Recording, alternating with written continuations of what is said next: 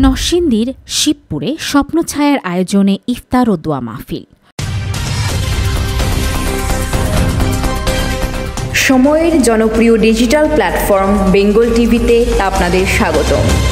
পবিত্র রমজানের সুমহান বার্তা ও মানবতার সেবায় অঙ্গীকারবদ্ধ হয়ে স্বপ্নছায়া নবনির্বাচিত কার্যনির্বাহী কমিটির সদস্যদের সম্মানে মাদ্রাসা পড়ুয়া শিক্ষার্থীদের নিয়ে এক অনুপ্রেরণামূলক ইফতার ও দোয়া মাহফিল অনুষ্ঠিত হয়েছে। মঙ্গলবার ২৫ মার্চ ২৪ রমজান মাদ্রাসাতুল উলুমিল কোরআন আজিয়ার বাগ পশ্চিমপাড়া শিবপুরে এই মহতী আয়োজন সম্পন্ন হয়।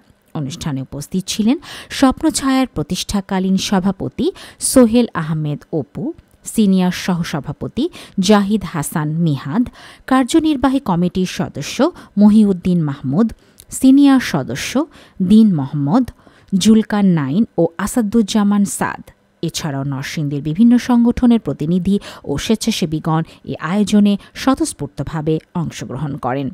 ইফতার মাহফিল শেষে বিশেষ মোনাজাতে সমাজের কল্যাণ, শিক্ষা ও মানবতার সেবায় নিয়োজিত থাকার প্রত্যয় ব্যক্ত করা হয়।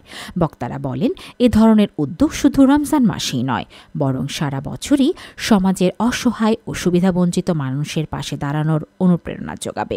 সৌহার্দ্য ও ভ্রাতৃত্বের মেলবন্ধনে আবদ্ধ এই আয়োজনে স্বপ্নছায়ার সামাজিক দায়িত্ববোধের এক উজ্জ্বল দৃষ্টান্ত হয়ে থাকবে।